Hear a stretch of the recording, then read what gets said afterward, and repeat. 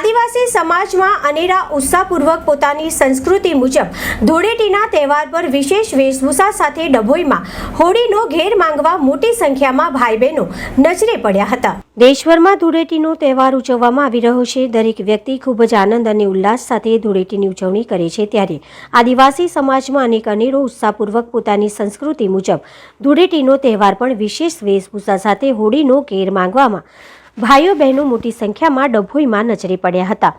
આદિવાસી સમાજના લોકો ઘરે બનાવેલા રંગોથી ધૂળેટી રમ્યા હતા અને ફૂલોની પાકડીઓમાંથી બનાવેલા રંગોથી ધૂળેટી રમી સલામત છે તેમ હોળી રમતી વખતે કયા રંગોનો ઉપયોગ કરવો તેની ખૂબ કાળજી રાખવી જોઈએ। હોળીના રંગોમાં ઘણીવાર હાનિકારક પદાર્થોમાંથી બનેલા કૃત્રિમ રંગો હોય છે, જે ત્વચા અને સ્વતંત્ર દ્વારા શોષાય છે, જે ઘણી ગંભીર પ્રતિક્રિયાઓ અને એલર્જીનું કારણ બની શકે છે તેમ આદિવાસી સમાજના ગોગાભાઈ રાઠવાએ જણાવ્યું હતું। ડભોઈ શહેરમાં આદિવાસી સમાજના નૃત્યોને નિહાળવા લોકો ટોળામાં ઉમટી પડ્યા હતા તેવું જોવા મળ્યું હતું અને ઠેર ઠેર હોળીનો ઘેર માંગતા આદિવાસી સમાજના લોકો નજરે પડ્યા હતા। અમારો આદિવાસીના હોળીના તહેવાર ધામધૂમથી ઉજવીએ છીએ।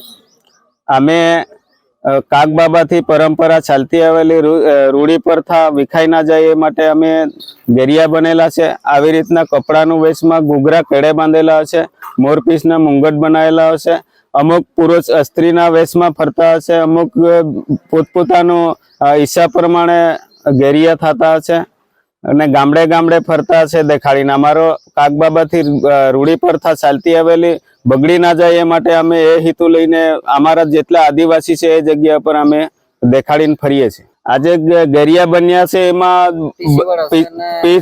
મૂરના પીસના મુંગટ બનાવેલા છે, આ વાંસના ટૂપા બનાવેલા છે, ઘૂઘરા કેડે બાંધેલા છે, દૂધીના એ કરેલા છે, બધા એમાં ચિત્રાવાળા કપડા પહેરેલા છે।